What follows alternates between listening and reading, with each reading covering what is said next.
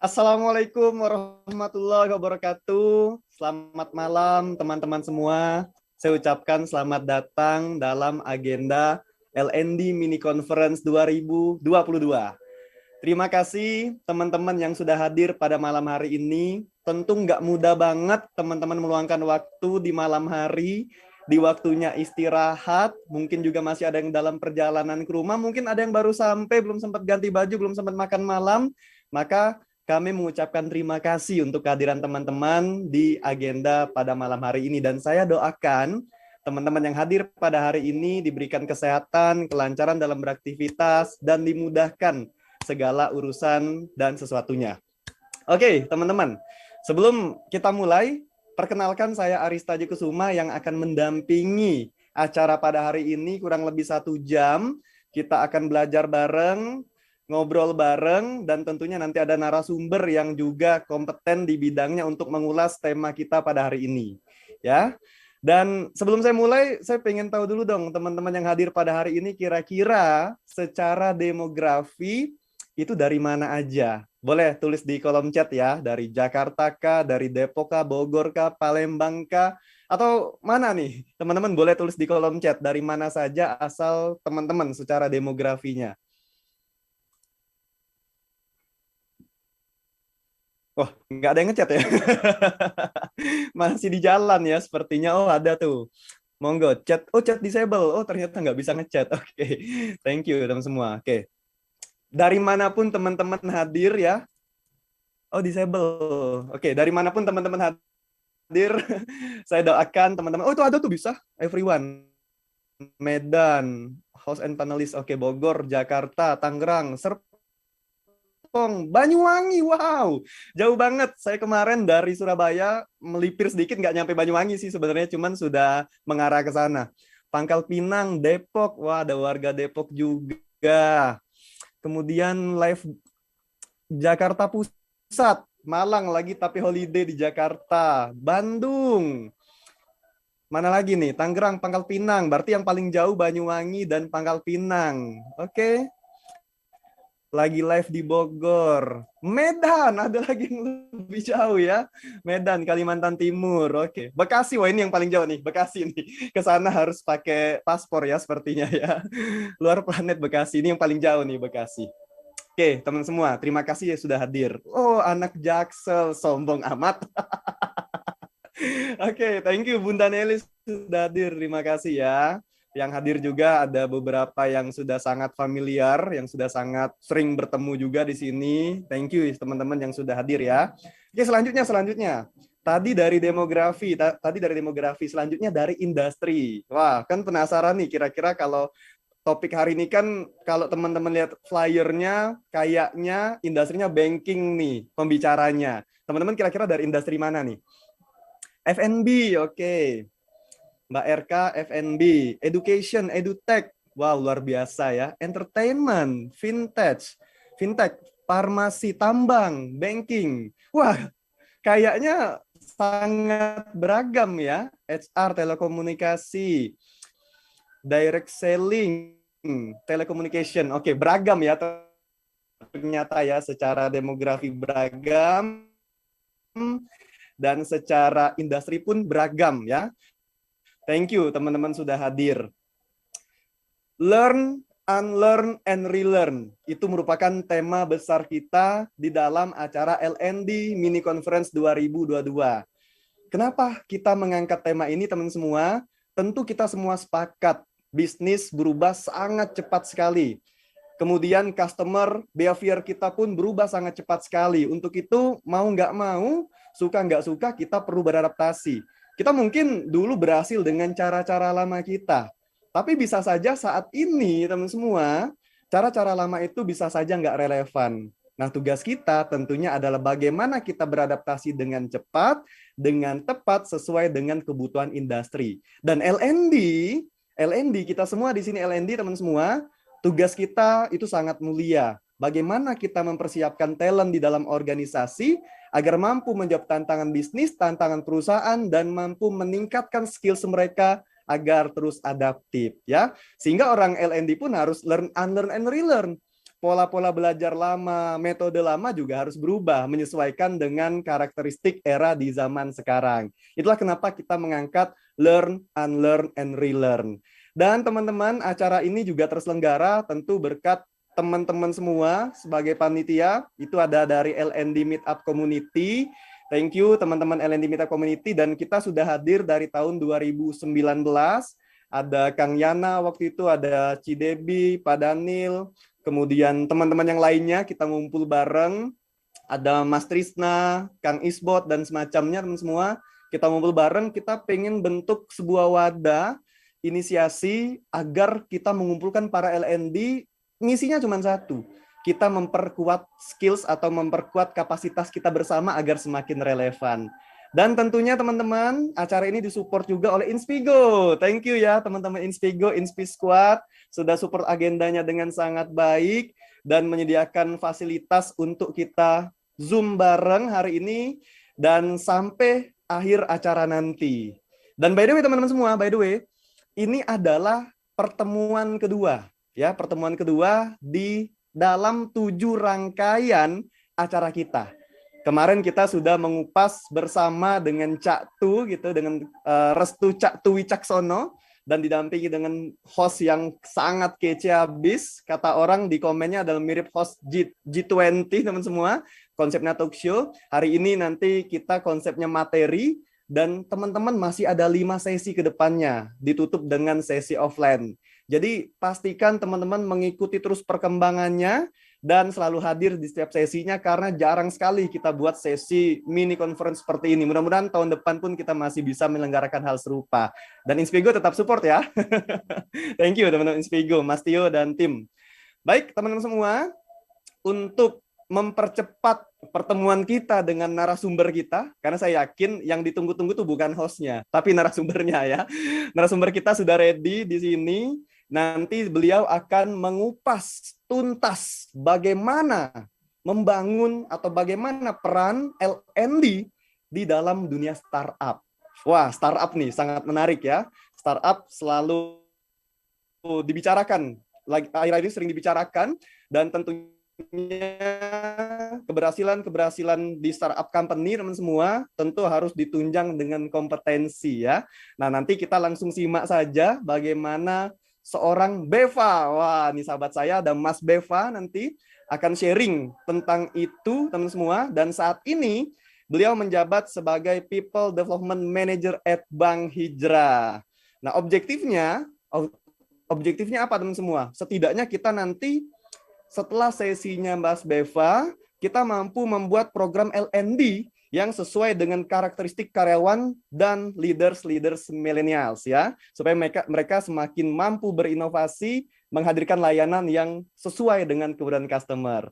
Untuk itu, mari kita sama-sama sambut. Wah, sahabat saya Bro Beva, People Development Manager at Bank Hijrah. Yeay, boleh tepuk tangan teman-teman semua. Halo, Assalamualaikum.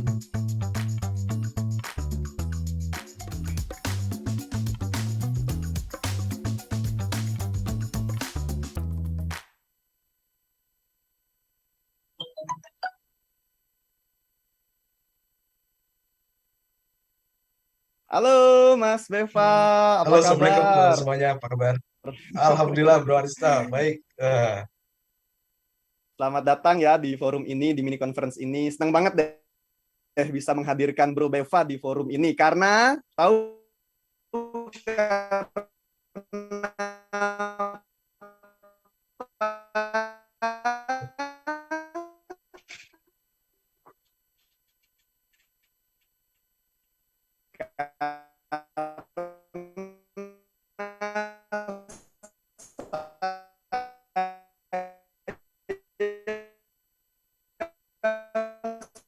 sudah mengundang Bro Beva, dan untungnya kali ini bisa untuk kita culik.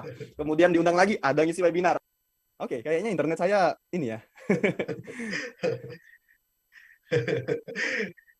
Iya, kemarin itu memang, Masya Allah, Alhamdulillahnya kita lagi sama ya anak muda, menginspirasi anak muda yang lainnya, supaya bisa terus memberikan impact sama-sama.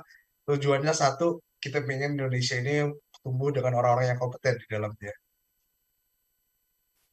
Oke, lagi sibuk apa sekarang nih, Mas Beva? Sekarang lagi sibuk mentoring di beberapa Hmm. platform. Terus Hmm. juga ada coaching juga, terus Hmm. ngebantu teman-teman yang kemarin di layoff. Hmm. Kita bantulah dengarkanlah intinya, terus juga menyambung dengan relasi-relasi. Gitu aja sih. Oke, siap, luar biasa. Aku mengenal dirimu itu kayaknya kalau lihat track record di startup company semua ya, nggak ada yang pernah di company yang sudah apa namanya lebih mature gitu kan. Kayaknya sangat menyukai tantangan dan cocok banget nih untuk sharing pada hari ini. Bener ya, semuanya di startup ya, Mas Beva ya? Ada satu yang nggak di startup, di properti. Karena waktu itu mau challenge nih, Oh, di kira-kira properti. di startup ini sama di corporate beda atau sama ya? Oh ternyata jauh sekali bedanya. Gitu.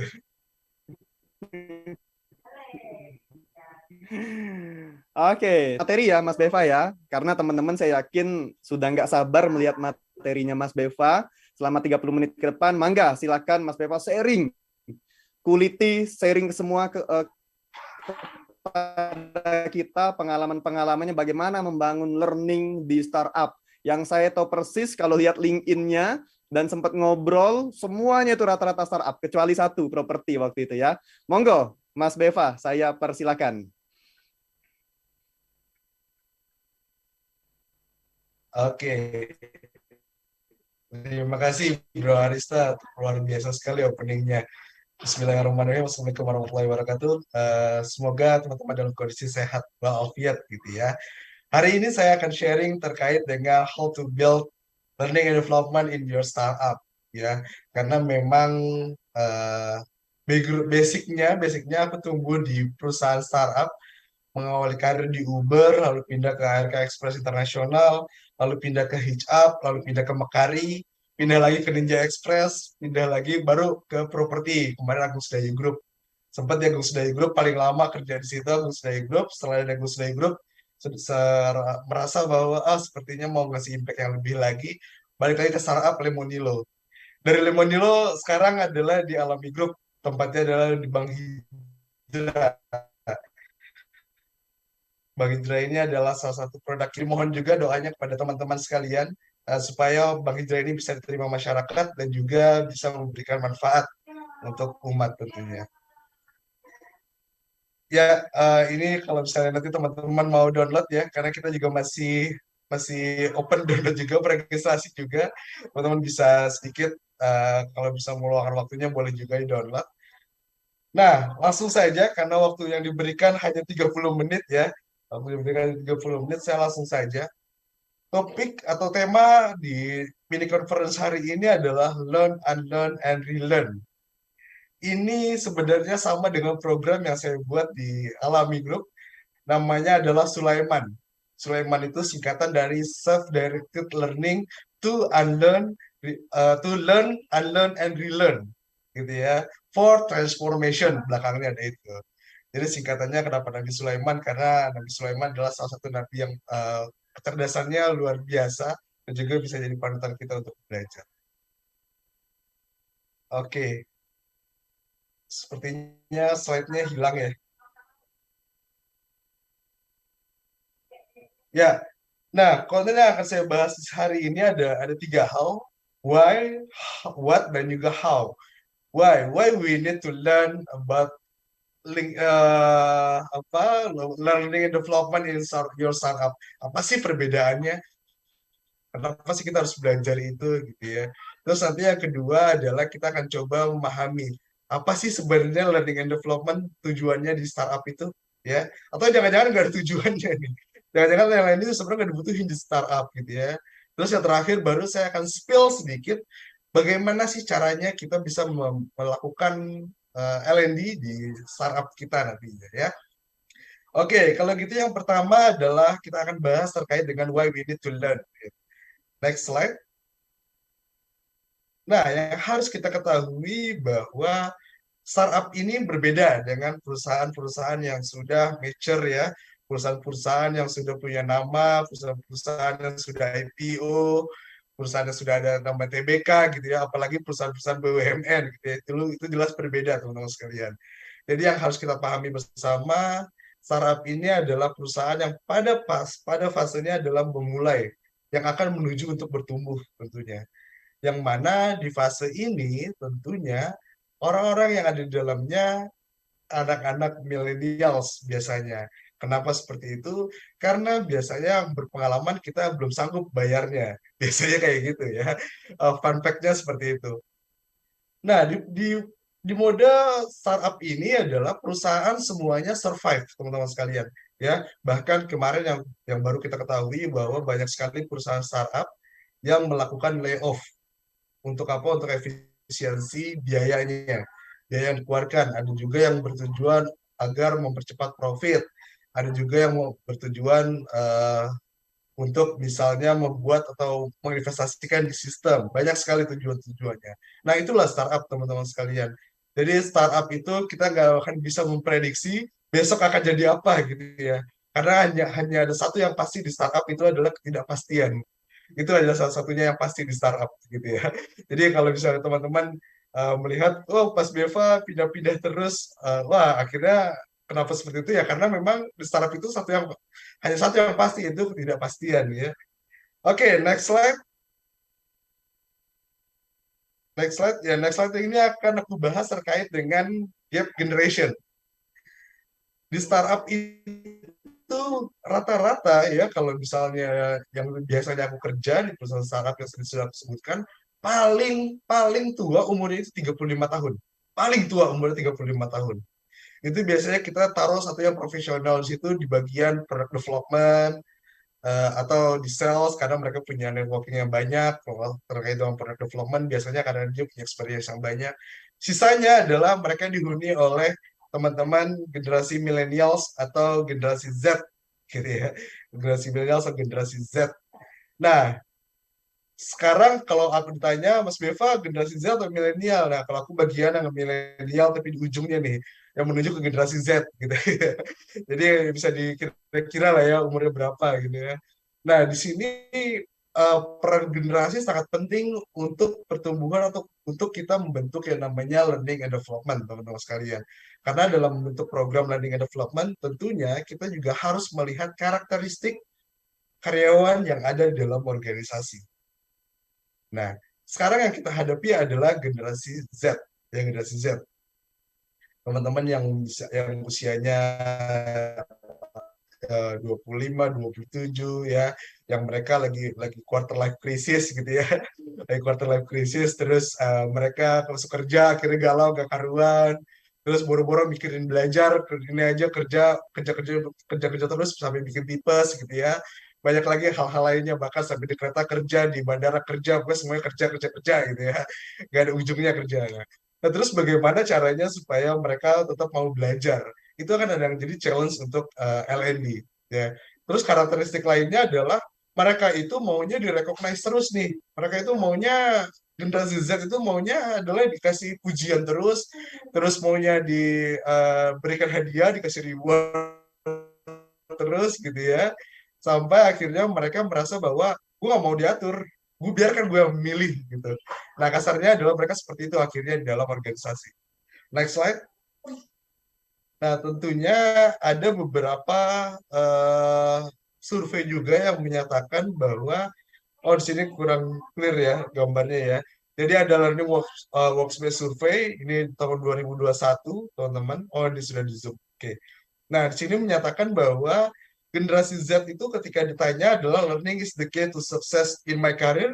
Jawabannya iya, 76% mereka menjawab setuju dengan pernyataan itu. Ya, terus juga 69% mereka menjawab learning is helping me expand my current role. Ya, karena yang ada di pikiran mereka adalah bagaimana caranya saya bisa promosi secepat mungkin.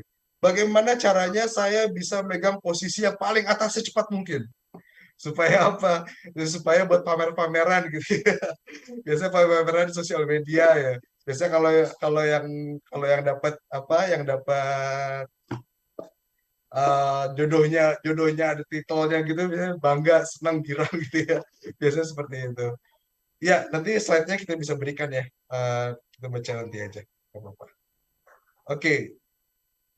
Nah, terus juga yang selanjutnya adalah learning is help me to find new opportunities in my organization. Nah, ternyata mereka sepakat bahwa learning itu juga membantu mereka untuk bisa mendapatkan kesempatan dalam organisasi. Bisa dibayangkan teman-teman, Gen Z ini luar biasa loh ya. Mereka di dalam organisasi aja masih cari kesempatan. Bisa dibayangin gitu ya. Dalam organisasi aja bisa jadi kesempatan. Dimana kita kalau misalnya belajar sama senior-senior kita yang dulu, yang mereka lebih nyaman berada di kondisi sekarang aja udah, sekarang aja belajar, habis itu di training, kasih training, masukin kelas, selesai. Masukin kelas, selesai. Bahkan training itu hal-hal yang ditunggu-tunggu. Kenapa? Karena kalau training biasanya nggak kerja gitu ya. Kalau training biasanya apa dapat makan siang gratis gitu.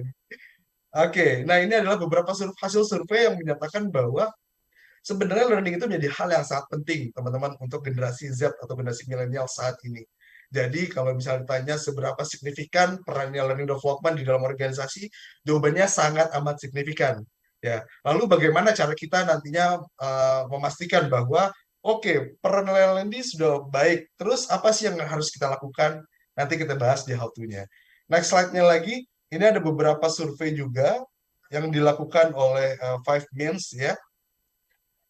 Jadi sebenarnya adalah salah satu fungsi LND ini adalah sebagai tools untuk engagement karyawan.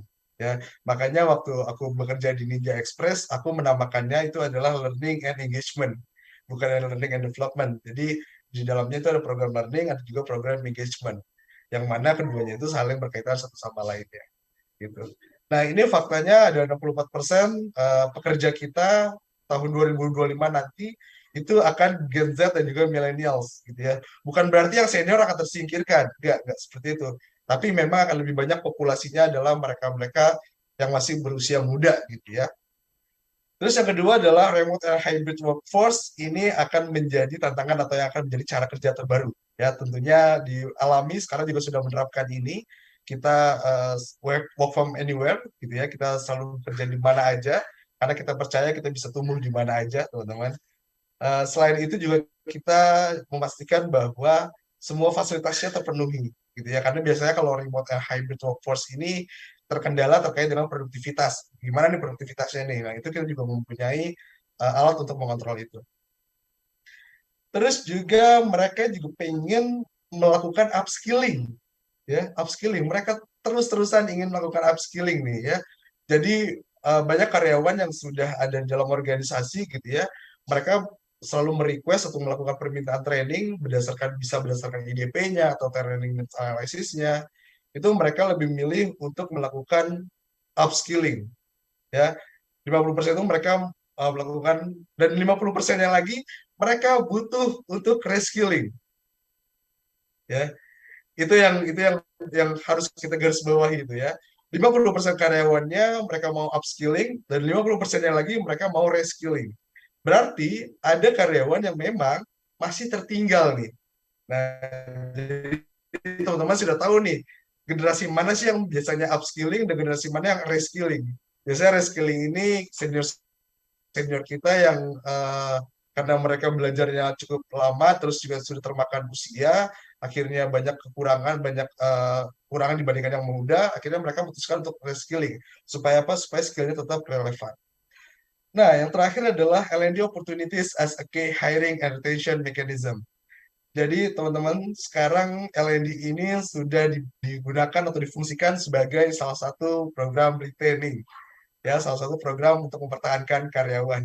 Bahkan pernah saya meretain karyawan, saya berikan S2 supaya karena dia saking dia waktu itu adalah penemu bumbu penemu bumbu main course-nya kita nih, main course-nya produk kita gitu ya. Akhirnya dia mau resign, nego-nego dia mau resign dengan syarat di S2 kan. Kita berikan S2 untuk mereka, untuk orang tersebut. Akhirnya apa? Dia stay dan dia tetap produktif, menghasilkan bumbu-bumbu baru yang akhirnya menghasilkan banyak produk-produk baru. Nah, itu adalah salah satu cara atau strategi kita dalam meretain dengan menggunakan tools L&D gitu ya. Jadi kalau ditanya role apa yang nanti akan jadi signifikan di 2023, tentunya adalah L&D akan memainkan peran yang sangat amat signifikan di dalam organisasi. Oke, next slide. Selanjutnya adalah apa sih tujuan L&D ada di organisasi? Kenapa sih perusahaan startup kan katanya perusahaannya baru tumbuh. Terus kenapa harus ada L&D di dalamnya? Buat apa sih sebenarnya? Singkatnya adalah tujuannya L&D, next slide, ada beberapa hal. Yang pertama biasanya L&D itu dibutuhkan organisasi supaya mereka mendapatkan hal yang lebih baik, ya mendapatkan hal yang lebih baik. Bisa yang lebih baik itu terkait dengan penjualannya, kualitas layanannya, kepuasan karyawannya. Nah, itu mereka biasanya membutuhkan L&D karena itu. Yang kedua adalah supaya bisa lebih cepat nih, ya. Kita butuh waktu, nggak butuh waktu, kita nggak punya waktu lama gitu ya untuk melakukan transformasi. Kayaknya kita butuh orang yang bisa memfasilitasi transformasi ini supaya skill set mereka segera terbentuk, segera terbangun. Akhirnya yaudah kita hire L&D, ya. Makanya biasanya startup-startup yang sudah ada L&D tujuannya nggak akan jauh dari ini. Better, faster, lebih cepat gitu ya. Terus juga ada cheaper. Cheaper ini adalah terkait dengan lebih murah. Harapannya adalah dengan adanya L&D, maka cost yang akan dikeluarkan oleh perusahaan akan jadi lebih murah. Karena apa? Karena karyawan yang mengerjakannya sudah punya skill set yang diharapkan atau yang diekspektasikan, teman-teman sekalian. Gitu. Yang terakhir adalah terkait dengan newer. Mereka butuh sesuatu yang baru. Nah, ini adalah bagaimana peran L&D mampu merangsang bahwa karyawan atau individu-individu yang ada dalam organisasi itu bisa memberikan sebuah inovasi. Baik itu inovasinya untuk internal maupun untuk eksternal. Ini adalah role yang sering kali dituntut ketika kita bekerja di perusahaan startup. Ayo dong L&D, mana nih program-programnya nih? Ayo, nah, biasanya kalau kita di L&D itu kalau udah diminta kayak gitu, jawaban yang paling singkat dan tepat gitu ya. Itu udah, yuk kita bikin hackathon. Terus ya, bikin hackathon. Bikin hackathon semua divisi wajib kita bikin ketentuannya, kita kasih hadiah. Semua divisi wajib bikin sebuah produk, produknya harus memuat A, B, C, D. Sifatnya adalah yang bisa masuk ke market, yang bisa diterima oleh pelanggan dengan harga yang tentunya kompetitif gitu ya. Biasanya gitu hackathon udah paling cara yang paling ampuh untuk menyelesaikan atau menjawab pertanyaan apa sih produk yang lebih baru gitu ya. Oke, next slide. Setelah kita tahu apa sih tujuannya organisasi, apa sih tujuan L&D dalam organisasi, tujuan tadi ada 4, bagaimana supaya bisa jadi lebih baik, lebih cepat, lebih murah, dan juga bisa lebih menghasilkan hal-hal yang baru. Ya. Nah, selanjutnya adalah bagaimana sih caranya ngelakuin itu? Ya, pertanyaan saya itu selalu gitu ya. Jadi dari why, kenapa kita melakukan itu, what, lalu how. Gimana caranya kita melakukannya? Nah, biasanya di L&D itu adalah karena saat ini kita menerapkan prinsip learn, unlearn, and relearn, tentunya akan banyak sekali paradigma-paradigma atau cara berpikir yang baru yang harapannya teman-teman bisa terima. Dan tentunya kalau misalnya teman-teman ada yang ingin ditanggapkan, monggo silahkan nanti kita diskusikan. Ya, oke, next slide. Ini adalah learning journey yang biasanya saya buat ketika saya berada di perusahaan startup. Jadi saya nggak mau tiba-tiba saya join di perusahaan, terus saya datang dengan uh, buddies model, wah gitu ya, dengan buddies model yang sudah saya lakukan waktu di Agus Day Group misalnya. Saya berhasil melakukan itu, bla bla bla bla, wah panjang kali banget saya cerita, nggak mungkin saya melakukan itu. Kenapa?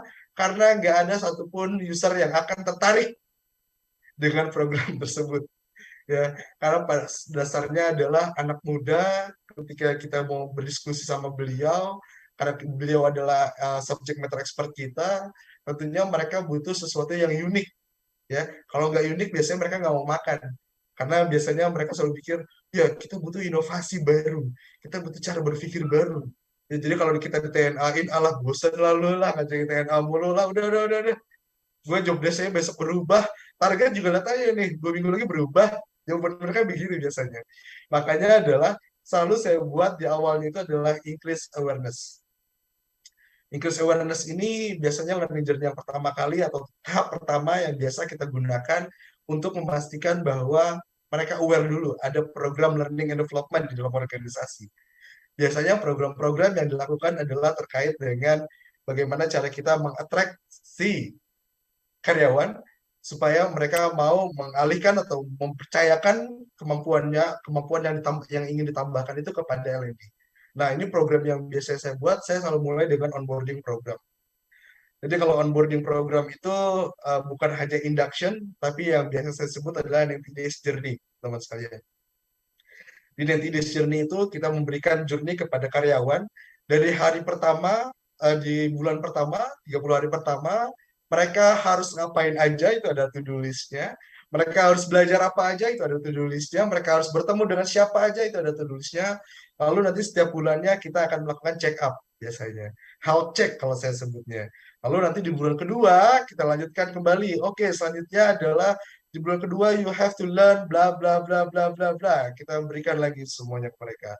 Setelah itu nanti setelah mereka bulan kedua selesai, di akhir bulan kedua kita check up health check lagi. Sampai akhirnya di bulan ketiga baru kita nanya feedback mereka terkait dengan program yang sudah kita berikan dan kira-kira apakah sudah membangun atau sudah terlihat gitu ya terkait dengan learning culture-nya sudah terbentuk atau belum gitu ya.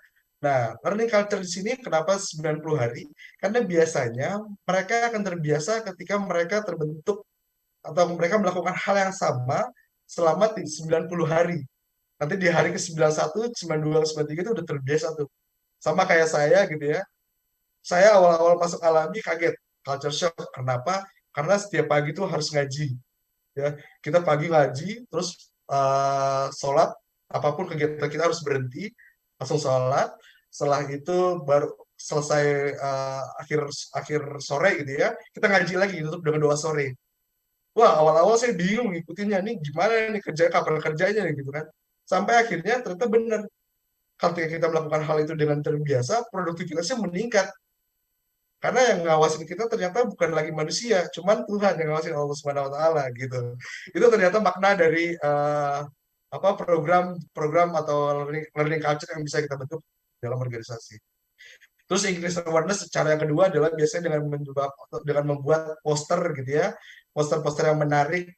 Makanya saya selalu kalau misalnya ada meng-hire saya sebagai L&D, saya selalu minta manpower satu aja untuk ngedesain karena saya minim dengan skill desainnya.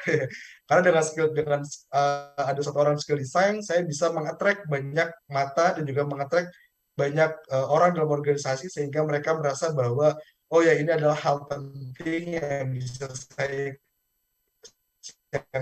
ikuti sehingga saya mau join ke dalam acaranya atau eventnya gitu. Dan lalu yang bisa selanjutnya adalah terkait dengan fundamental. Fundamental ini biasanya saya selalu menggunakan subject matter expertnya untuk sharing ke internal ya, karena mereka harus melihat role model dulu nih. Mereka harus tahu nih kalau misalnya leadersnya itu juga sharing sama kita loh. Leadersnya itu mempercayakan LED untuk memfasilitasi mereka sharing knowledge kepada anggota di bawah gitu ya. Increase awareness sudah terbangun, partisipan rate sudah dapat, evaluasinya juga sudah dapat, baru kita masuk ke dalam tahap selanjutnya adalah build abilities. Ya. Nah, ketika build abilities, ketika kita ingin membangun kemampuan yang ada dalam organisasi, individu yang ada dalam organisasi, tentunya kita coba menggunakan cara-cara yang baru, pendekatan yang baru sesuai dengan karakteristik mereka.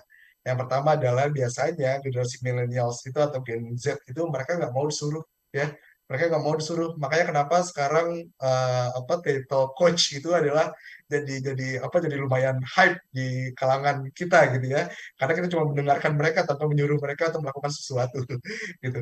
Dan itu terbukti generasi Z itu nggak mau disuruh. Yang kedua adalah mereka selalu merasa bahwa mereka sibuk, mereka nggak ada waktu untuk belajar, mereka nggak ada waktu untuk meningkatkan skillnya. Buat apa? Nggak, gue bisa melakukan itu sendiri. Mereka selalu merasa itu. Nah, biasanya saya membuat programnya ini adalah dengan membagi menjadi beberapa hal. Jadi ada yang namanya biasanya training mandatory. Mandatory ini biasanya kita encourage untuk dari mulai onboarding sampai ke dalam 90 hari terakhir gitu ya. Ketika onboarding mereka diberikan training mandatory. Setelah itu yang kedua, training mandatory itu isinya adalah untuk memastikan mereka sesuai dengan value kita. Lalu yang kedua adalah terkait dengan supaya kita punya kemampuan yang sama dan juga memiliki sense of business yang sama. Nah, biasanya learning mandatory isinya untuk itu tuh. Jadi itu lebih lebih mengena ke mereka. Yang kedua adalah terkait dengan soft skill. Nah, soft skill yang biasanya saya gunakan adalah saya memberikan mereka social learning platform.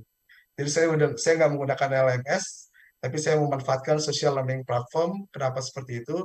Karena mereka lebih sering buka TikTok dibanding buka laptop, gitu ya. Jadi itu yang akhirnya kenapa saya lebih fokus untuk membangun social learning platform. Ini nggak freeze enggak ya? Aman kan ya?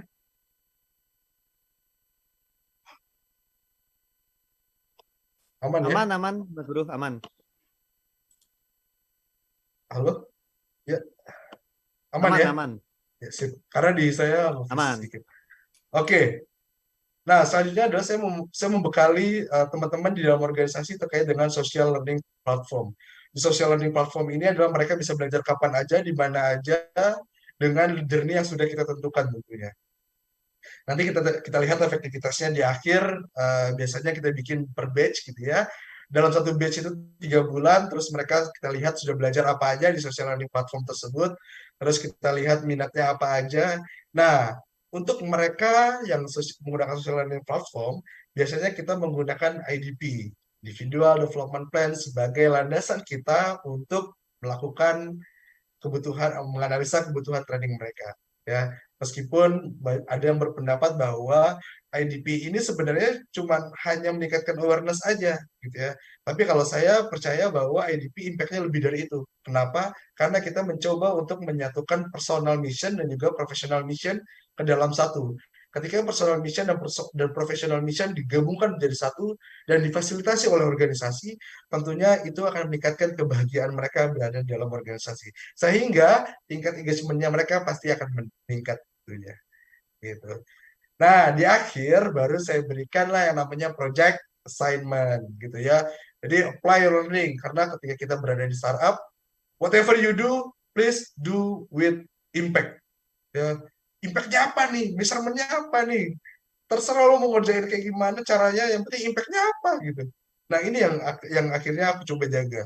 Apply your learning. Pastiin setiap teman-teman habis belajar, ya udah langsung coba sharing ke kita apa yang udah dipelajarin. Impact-nya bagaimana? Selanjutnya mau ngapain? Gitu. Nah, terkait dengan apply your learning ini, kita biasanya selalu mencoba untuk menyatukan terkait dengan personal mission dan juga professional mission-nya. Itu kita coba diskusi dulu sama sama atasannya, ekspektasinya mereka setelah timnya mengikuti training A, B, C, D lewat social learning platform ini, kira-kira kita mau arahkan dia kemana ya? Atau kita bisa mengarahkan dia nih kayak potensial nih untuk mengisi di posisi yang lain gitu ya. Karena mereka biasanya kalau generasi Z itu dia suka hal-hal baru. Dibanding dia keluar nyari hal baru, coba kita fasilitasin aja di dalam supaya mereka bisa belajar banyak hal.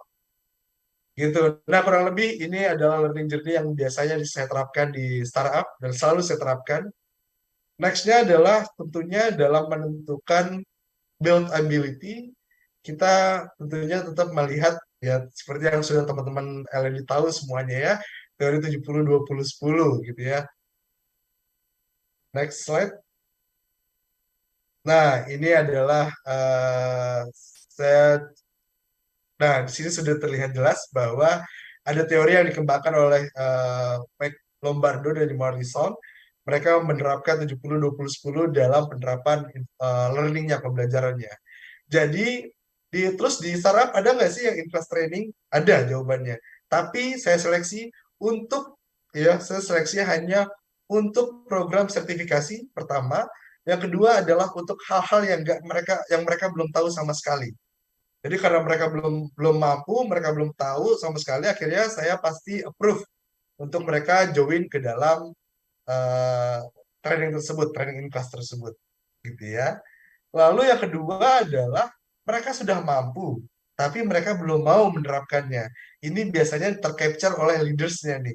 Makanya saya selalu diskusi sama leadersnya dan memastikan semua leaders di dalam organisasi itu adalah mentor. Leaders as a coach, leaders as a mentor. Semua dalam organisasi. Itu harus dipastikan terjadi dulu gitu ya, dan itu komit dulu dengan mereka. Biasanya saya selalu memberikan rekognisi di akhir tahun. Wah, siapa nih coach terbanyak jamnya nih sama timnya, terus siapa mentor terbaik menurut timnya, siapa yang evaluasinya dapat paling tinggi. Nah, itu untuk merecognize si leader coach tadi.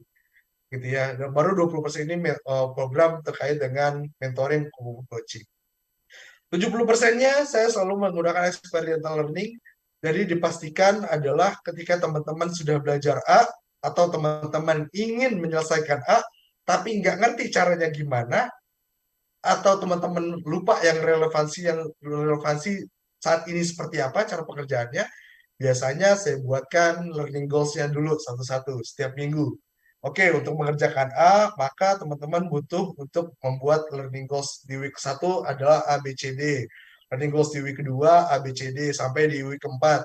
Sampai di week keempat, kira-kira kalau teman-teman belajarnya adalah ini semuanya dan mengerjakan hal ini, teman-teman sanggup atau enggak?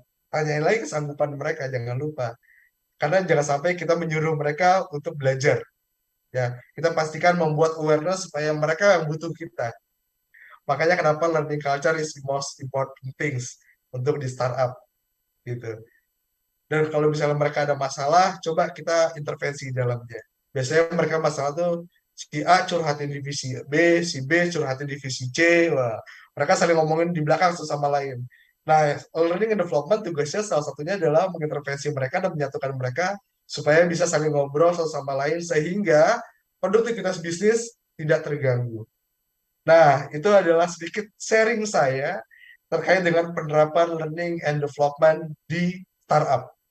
Di akhir slide, saya mau mengatakan bahwa pastikan di startup itu selalu menyediakan tempat untuk grow everywhere. Ya, mereka bisa tumbuh di mana aja, mereka bisa belajar apa aja, mereka bisa learn apa aja, mereka bisa melakukan apa aja di dalam organisasi. Kita hanya fasilitasi dan juga memastikan ya sendiri dan juga organisasi. Karena saya selalu punya prinsip ketika mereka hanya bekerja untuk organisasi, terus kita sebagai organisasi lupa untuk memikirkan dirinya mereka sendiri, tentunya kita akan sangat zolim sama mereka. Pengelolaan manusianya akan jadi kurang baik. Tapi cara saya mengelola L&D dalam organisasi startup adalah saya selalu fokus pertama terkait dengan kebutuhan organisasi tentunya. Yang kedua adalah personal misi dari individu yang ada di dalam organisasi. Dan dengan itu saya percaya mereka akan bisa memberikan kontribusi lebih dan juga produktivitas lebih untuk organisasi. Gitu, teman-teman. Kurang lebih seperti itu sharing dari saya. Mari kita diskusi. Mas Arista, silakan. Siap, thank you Mas Beva, luar biasa pemaparannya 30 menit ini dibuka juga dengan hal yang menarik ya. Hanya satu yang pasti di startup, ketidakpastian itu sendiri luar biasa. Oke, Mas, mungkin sebelum tanya jawab ya ke peserta, saya juga ada pertanyaan nih. Boleh ya nanya ya? Boleh dong, boleh dong, Sudah boleh tak dong. catat tadi. Tadi informasinya kan membangun social learning platform gitu kan. Itu platform apa ya yang dipakai dan gimana cara proses dan langkah-langkahnya dan pengukurannya? Itu kan nggak mudah tuh membangun social learning platform, terutama perizinannya, aksesnya, security-nya dan lain sebagainya. Mungkin boleh dijelaskan ke kita gimana Mas Beva membangun Oke, itu? oke. Nah, ini yang menarik. Ketika awal awal mula saya membangun social learning platform itu adalah waktu bekerja di perusahaan startup Lemonilo, waktu itu social learning Hmm. platform. Kita memanfaatkan Thinking Learning sebagai media untuk belajar karyawan atau karyawan belajar lah intinya, ya. Terus sampai di situ coba dipromosikan, akhirnya wah ternyata kita lihat nih percentage participant rate dia atau training hours dia dalam sebulan menggunakan LinkedIn Learning tuh luar biasa antusiasnya. Karena sekali lagi kalau kita berdiri startup kita nggak bisa request muluk-muluk ya. Kita mau menyediakan platform sendiri atau kita butuh software sendiri untuk software development sendiri untuk Hmm. membentuk social learning platform itu masih butuh waktu. Tapi singkatnya waktu itu kita mulai di menggunakan social learning platform LinkedIn Learning. Kalau di Alami sendiri, sekarang saya lagi coba nge-build bareng sama tim Alami Institute namanya. Jadi kita ada Alami Institute yang insya Allah nanti itu adalah salah satu lembaga pendidikan dan pelatihan juga. Salah satu bisnis yang ada di Alami. Sekarang kita lagi mulai aja dulu. Saya mulainya dengan sesimpel dengan membuat LMS internal, tapi dipastikan bisa diakses menggunakan handphone. Nah, trainingnya dari mana? Trainingnya kita rekam sendiri dulu karena keterbatasan tempat dan keterbatasan investasi studio gitu ya. Jadi kita mulai dari training Zoom. Training Zoom rekamannya kita taruh di dalam platform tersebut.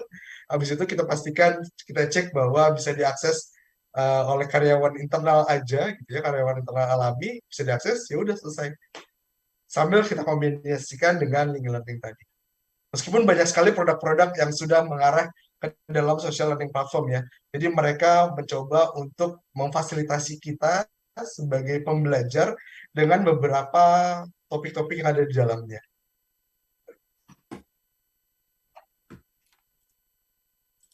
Oke. Oke, oh apa? Thank you Mas Beva penjelasannya. Ini banyak juga nih pertanyaan-pertanyaan dari teman-teman ya tentang materi daripada Mas Beva. Jadi nanti saya ngerangkumnya terakhiran aja ya. Kita jawab dulu nih pertanyaan-pertanyaan dari teman-teman yang tadi menyimak sesi Mas Beva. Oke, dari pertanyaan pertama, boleh dimunculkan juga mungkin Mbak Hani dan tim. Itu dari Pak Danil ya. Pak Danil bertanya gitu. Oh, Pak Gazi. Muhammad Gazi. Dalam learning mandatory 90 hari, bagaimana nih Mas cara monitoring dan evaluasinya? Nah, itu pertanyaan dari Muhammad Gazi. Monggo, Mas Beva dijawab. Oke, cara Dalam saya learning mandatory, mengevaluasinya ya, adalah cara mengevaluasi, monitoring dan evaluasinya aja kan ya, itu di bawahnya kepotong ya ada tulisan lagi evaluasinya. kan. Itu apakah per 3 bulan atau full di akhir dan melihat efektivitasnya gimana gitu kan? Oh, oke. Nah, tentunya kalau saya percaya bahwa uh, kalau manusia itu ya bisa diatur ketika ada aturan. Ya, kalau kalau nggak ada aturan maka mereka akan keliaran di mana aja, mereka lepas di mana aja, gitu ya. Nah, mumpung mereka masih baru dalam organisasi, makanya selalu Hmm. ada aturan bahwa kita bilangnya adalah setiap karyawan baru yang untuk menyelesaikan masa probation atau masa 90 days journey ini, mereka diwajibkan untuk menyelesaikan training mandatory. Nah, ini biasanya kita training mandatory menggunakan platform tadi, social learning platform tadi, terus mereka bisa akses di situ, ada kurang lebih ada sembilan enam Hmm. ada enam modul, masing-masing modul cuma 1 jam gitu ya, cuma 1 jam mereka bisa menyelesaikan itu dalam 3 bulan. Jadi dalam sebulan itu mereka bisa menyelesaikan 2 modul, gitu. Simpelnya seperti itu. Lalu bagaimana cara monitoringnya? Kita ada trackernya gitu ya. Makanya di setiap bulan itu kita ada namanya health check. Health check itu terkait dengan nanya ke ke karyawan baru tersebut bagaimana apa yang dirasakan, terus bagaimana bekerja di sini, terus terkait learning, bagaimana udah coba belum belajar learning mandatorinya, bagaimana experience-nya, ada yang mau diberikan feedback atau enggak. Simpel itu caranya, secara monitoringnya. Lalu pastikan uh, untuk mengerjakan itu ada yang in charge juga ya. Jadi jangan sampai nggak ada yang in charge terus akhirnya mengerjakan yang lain-lainnya, ya akhirnya itu lepas sendiri nggak bakal kontrol. Ya. Intinya adalah ada yang in charge terus setiap bulannya itu melakukan health check untuk menanyakan poin-poinnya. Di akhir tentu ada evaluasi sama. Mengevaluasinya untuk mendapatkan responnya juga sama. Oke, jadi beneran di set ya, set the rules-nya yang jelas di awal ya Mas Beva ya. Ya, Dan rules itulah yang harus disepakati oleh teman-teman di Bank Hijrah. Dan ada konsekuensi kah ketika rules-nya tidak disepakati atau tidak dijalankan? nah, ini yang selalu selalu jadi pertanyaan gitu ya. Kalau ada rules, apakah ada reward, ada punishment? ada punishment, ada reward gitu ya. Dan tentunya ada punishment-nya, Ya. tapi punishment-nya memang nggak tertulis di kontrak, tapi kita selalu mencoba untuk mau men-trigger mereka bahwa ini menjadi salah satu penilaian untuk lolos probation atau enggak. Gitu. Jadi untuk salah satu penilaian untuk menjadi culture fit atau enggak, terus juga nantinya akan jadi putusan dalam pengambilan ini orang ini lolos probation atau enggak ya. Jadi sarana untuk decision juga ya dari proses learning yang dibangun oleh Mas Beva itu. Betul, kita coba intervensi sejauh itu. Oke, siap. Thank you. Mudah-mudahan terjawab ya pertanyaannya ya Mas Gazi ya. Dan tadi juga ada modulnya nggak terlalu banyak ya ternyata ya. 6 modul dan masing-masing hanya 1 jam. Dan itu dengan dalam jangka waktu yang cukup lama juga ya. Harusnya bisa ya diselesaikan. Oke, pertanyaan selanjutnya itu ada kita next move question. Dan saya mohon maaf sekali ya teman-teman.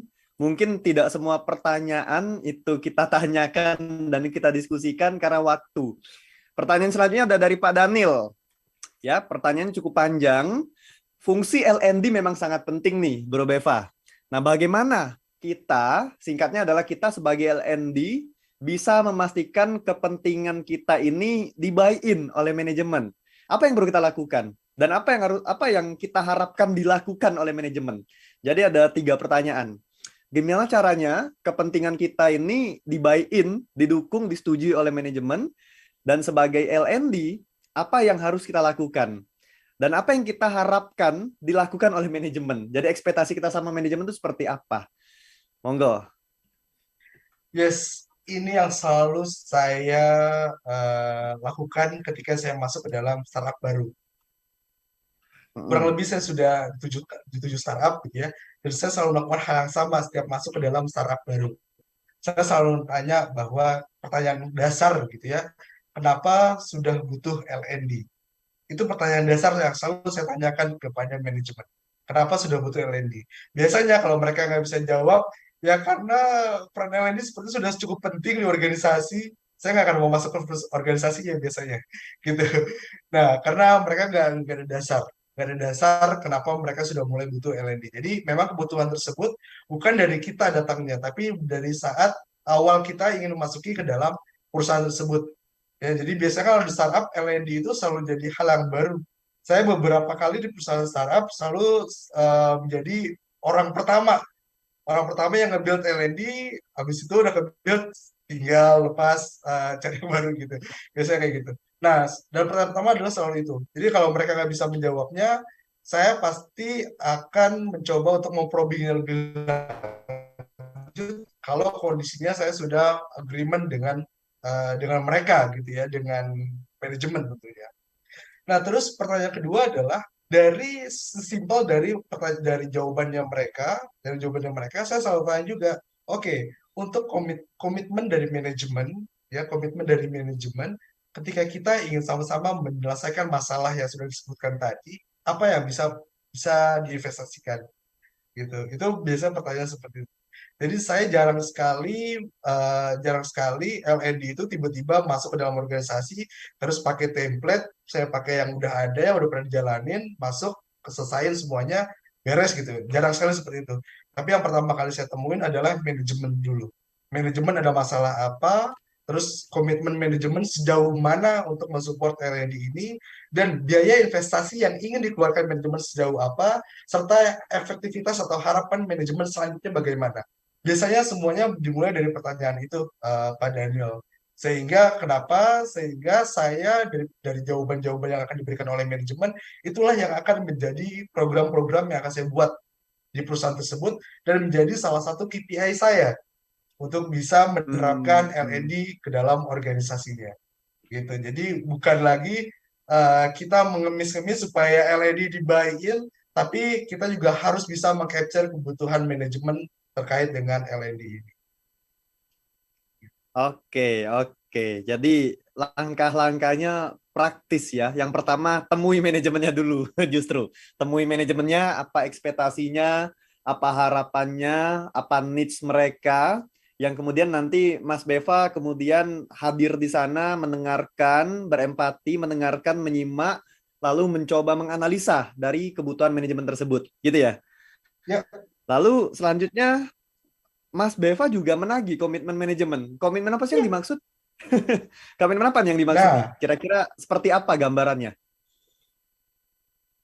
sesimpel adalah saya selalu bilang ke manajemen, apalagi study case-nya adalah waktu saya masuk ke dalam perusahaan startup, terus masih baru gitu ya, L&D-nya baru, saya minta bahwa salah satu perwakilan dari manajemen speech di, di town hall gitu ya, di town hall, sambil update beberapa bisnis baru, terus juga ada strategi baru, strategi baru terkait dengan fungsi L&D dalam organisasi. Biarkan manajemen yang menjelaskan, gitu ya. Lalu nanti Hmm. bagaimana supaya bisa dibuy-in oleh karyawan, itu adalah urusan kita dengan para head-headnya, gitu.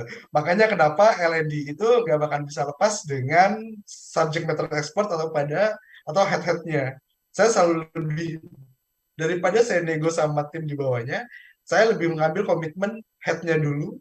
Ya, saya ambil komitmen headnya dulu, baru saya masuk ke bawahnya. Itu akan jauh lebih enak dibandingkan kita mendengarkan banyak masukan, terus baru kita coba implementasi. Habis itu kita berdebat sama headnya karena headnya merasa nggak gitu kok yang saya rasa, nggak gitu kok yang saya tuju. Itu akan jadi text time. Sedangkan di startup kita nggak punya waktu banyak untuk melakukan TNA maupun badis model gitu ya. Oke ya, setelah dari manajemen tadi, akhirnya selanjutnya adalah kita bertemu dengan key person-nya ya, orang kuncinya. Orang kuncinya inilah yang nantinya akan mendrive anggota tim di bawahnya. Jadi benar-benar kita mendampingi as a business partnernya. Ini kemarin sama persis nih dengan materinya Cak Tu ya. Jadi temuin dulu Ya, objektif dari manajemen, kemudian supportnya kita tanya seperti apa, budget termasuk yang kita perlu pegang adalah SMI-nya. Jadi dari sana TNA-nya langsung hadir dari manajemen ya, artinya ya, bukan dari karyawan yang bersangkutan. Oke. Nah, ada pertanyaan ya, menarik lagi nih, Bro. bisa dibilang seperti itu. Seandainya itu Ya, dilakukan langsung memang arahan dari manajemen ataupun dari atasannya. Kadang-kadang kan bahasa yang muncul bahasa dewa gitu ya. Bahasa dewa yang bahasa abstrak, kurang lebih begitu kan. Nah, ketika ke staff, barangkali nggak relate nih dengan apa yang menjadi kebutuhan staff itu sendiri atau timnya. Karena mungkin yang menjalankan activity day to day-nya kan mereka gitu. Itu gimana cara bukan mengcompare ya, menghubungkan antara personal needs-nya. Tadi Bro Beva kan membahas ada personal needs juga.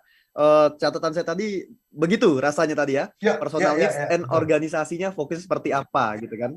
Nah itu seperti apa nih? Akhirnya menemukan korelasi antara organisasi or management needs and personal needs-nya. Kadang-kadang kan bentrok. Wah, gue nggak kayak gini sih kayaknya gue nggak butuh itu, gue butuh yang ini gitu. Ya, ya.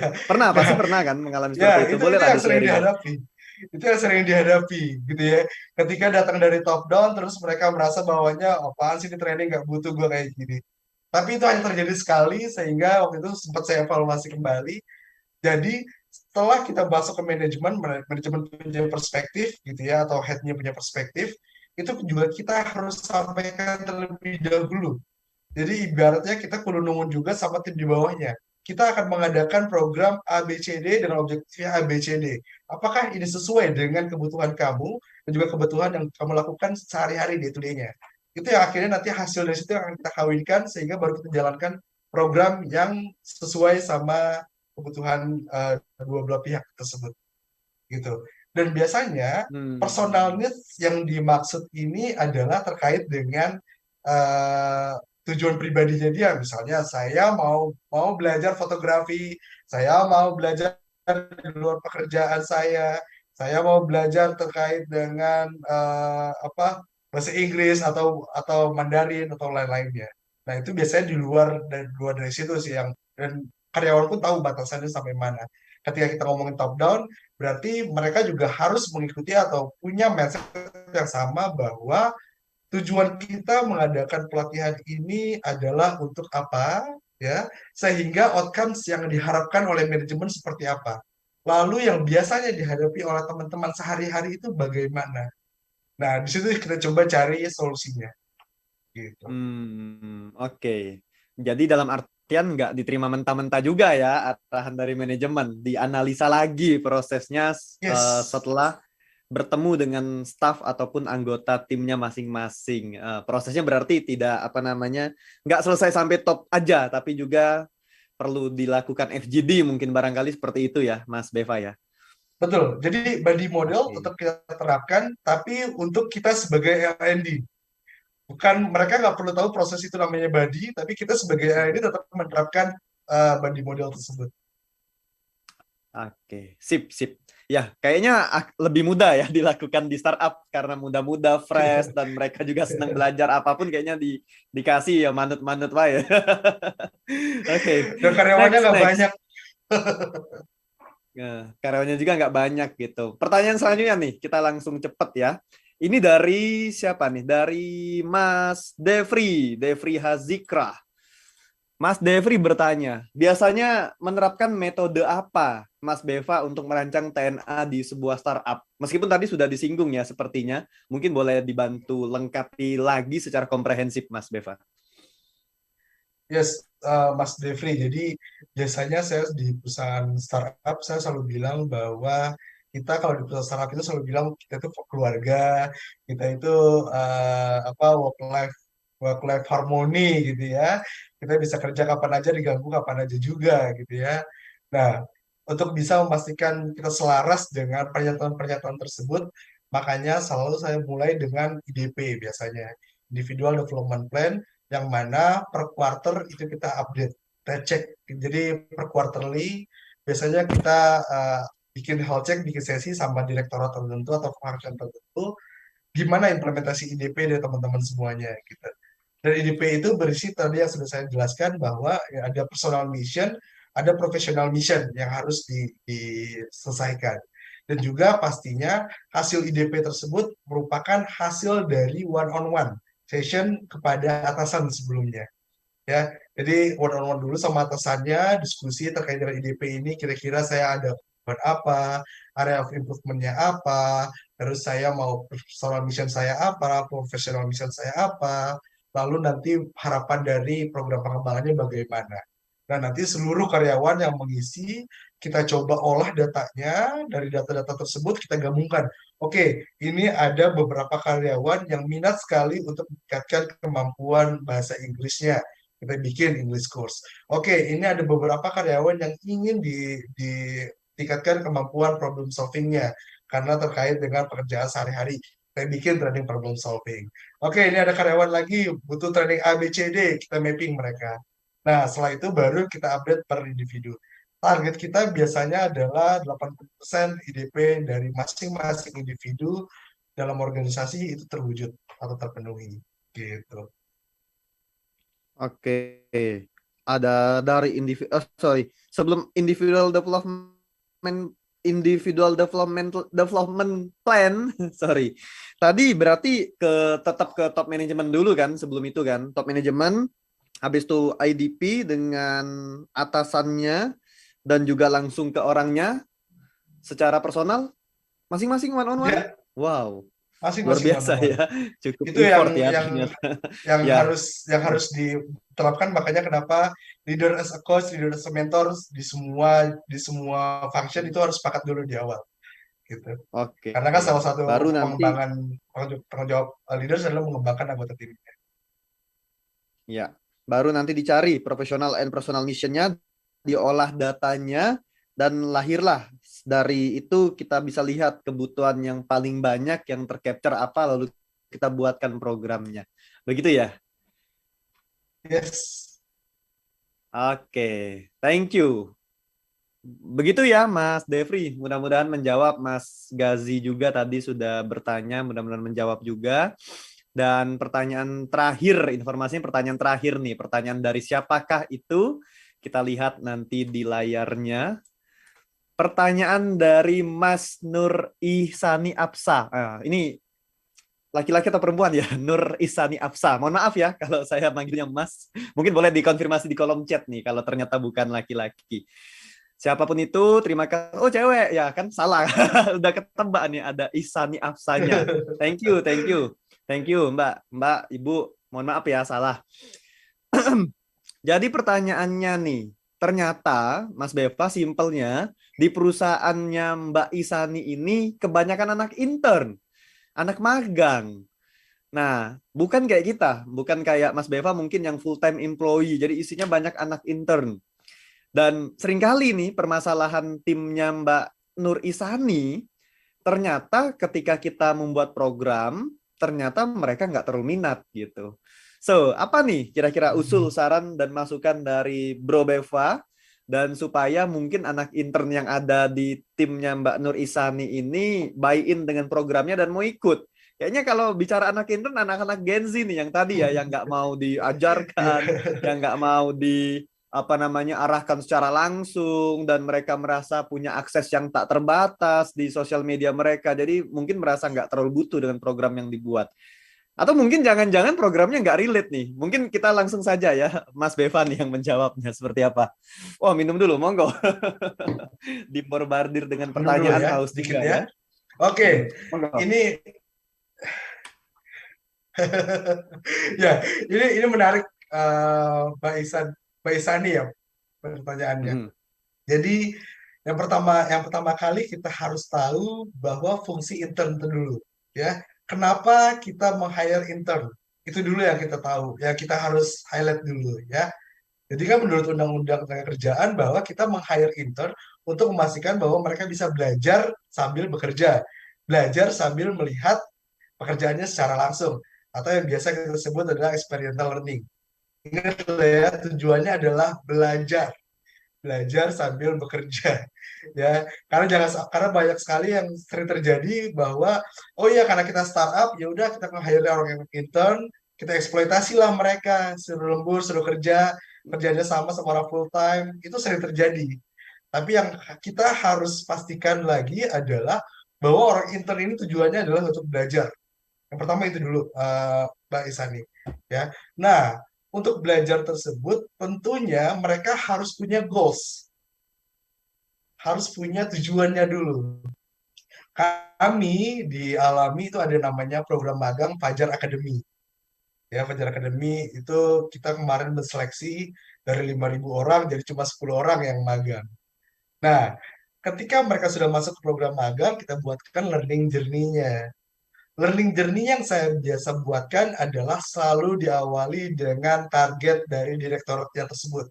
Contoh, target direktorat dari business support meng-hire internship ini untuk apa? Oke, target business support untuk meng-hire internship ini adalah untuk melakukan input data sebanyak 500 data per bulan, misal. Ya. Nah, dari situ untuk melakukan 500 inputan data 500 data itu, kita breakdown kembali menjadi learning goals. Oke, berarti untuk bisa secara intern ini bisa menginput data di 500 data per bulan, maka di week 1 mereka harus belajar apa? Oke, di week 1 mereka harus belajar sistemnya dulu, ya. Terus di week 2 mereka harus belajar terkait dengan koordinasi dengan lintas fungsi. Di week 3 mereka harus belajar terkait dengan komunikasi asertif. Karena kalau nggak asertif, biasanya akhirnya orang banyak minta, gitu ya. Sampai di week keempat, di learning goals keempat, mereka mampu mengerjakan Excel dengan baik, gitu contohnya. Nah, tapi Hmm. sambil dengan didampingi learning goals, setiap hari kita juga sediakan badisnya, gitu. Jadi ada badis yang mendampinginya dia. Jadi benar-benar mereka belajar sambil melakukan pekerjaan, didampingi oleh mentornya, gitu.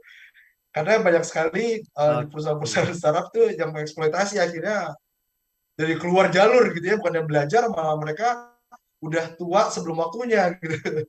Jadi udah akhirnya capek pada kerja, udah nggak mau kerja lagi ya. Akhirnya mental healing lah, terus anxiety lah dan lain-lain ya, gitu.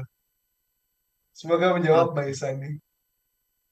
Siap. Thank you, Mas Beva ya. Jadi beneran buat programnya itu based on objektif daripada anak intern itu sendiri ya. Jadi goals akhirnya apa?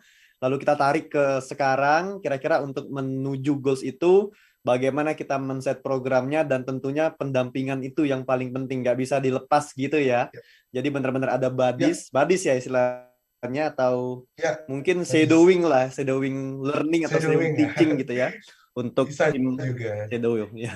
Bahasa psikologinya shadow. Didampingi. Thank you Mas Beva, terima kasih sekali dan luar biasa jawaban-jawabannya, dan kita juga apresiasi ya teman-teman yang bertanya banyak banget. Tapi mohon maaf waktu kita terbatas sekali.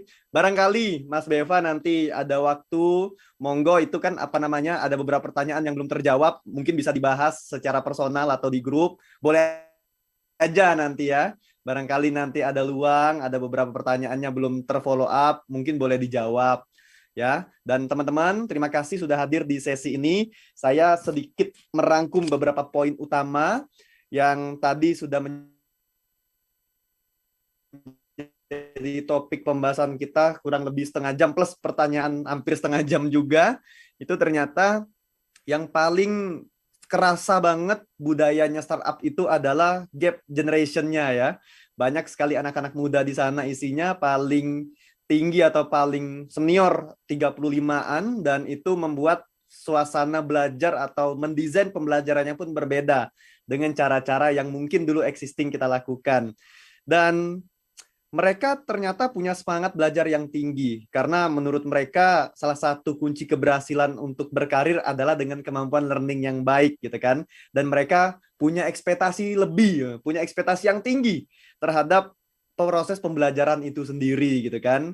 Nah, kemudian teman-teman, yang paling penting lagi adalah bagaimana kita mampu membuat sistem pembelajaran secara berkala dan berkelanjutan nih di startup, supaya mereka tahu ke depan kira-kira pembelajaran yang akan mereka lewati itu apa, dan apa yang perlu mereka siapkan untuk menunjang karirnya mereka. Dan ada 3 langkah tadi: increase awareness gitu kan, melalui program-program onboarding fundamental kita sudah set the scene-nya mungkin di awal.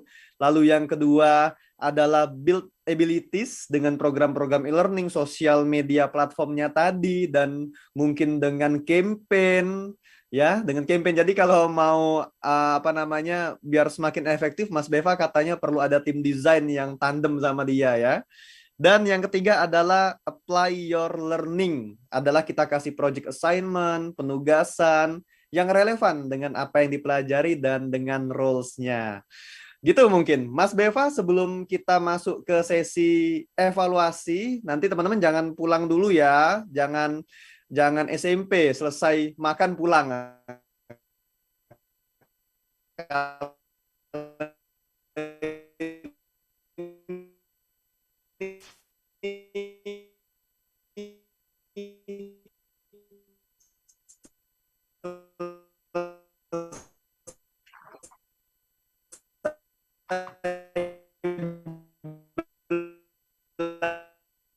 Oh, sorry.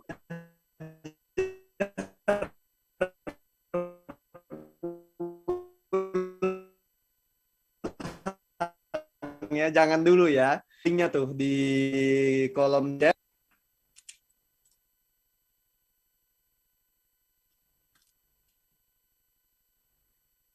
Halo? Suaranya putus tah?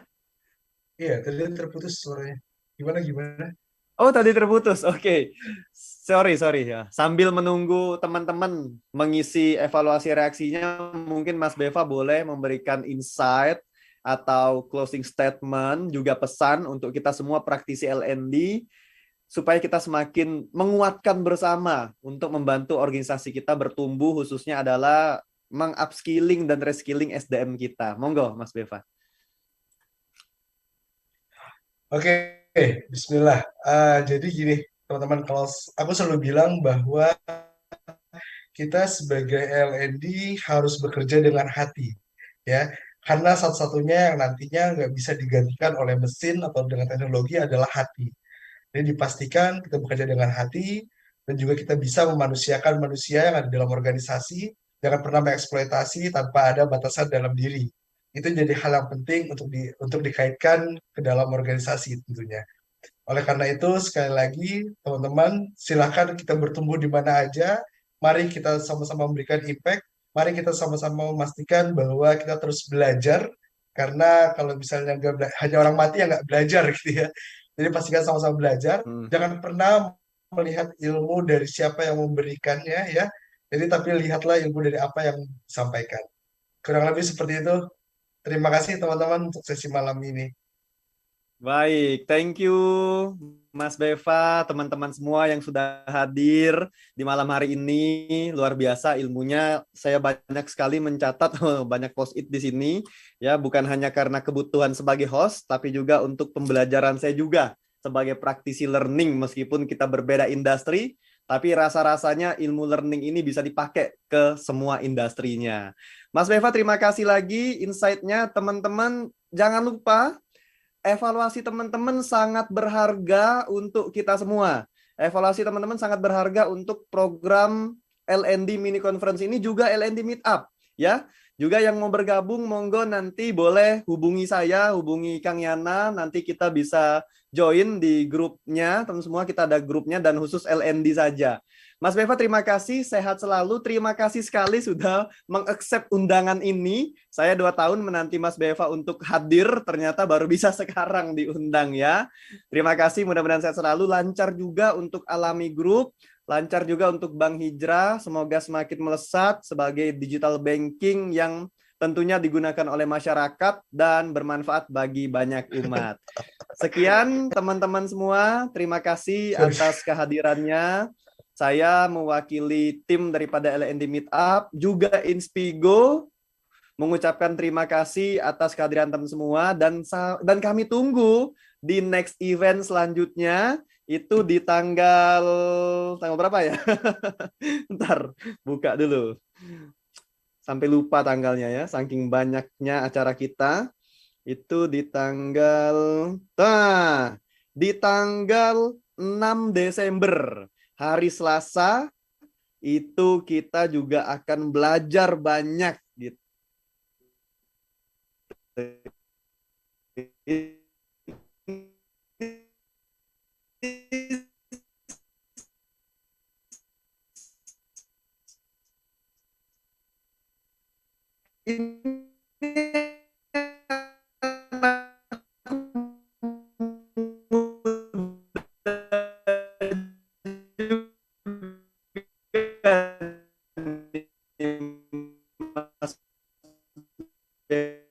Sama game rasanya atau pernah menggunakan layanan spoiler seperti itu yang nanti akan membagi teman semua. Saya akhiri sesi pada warahmatullahi wabarakatuh.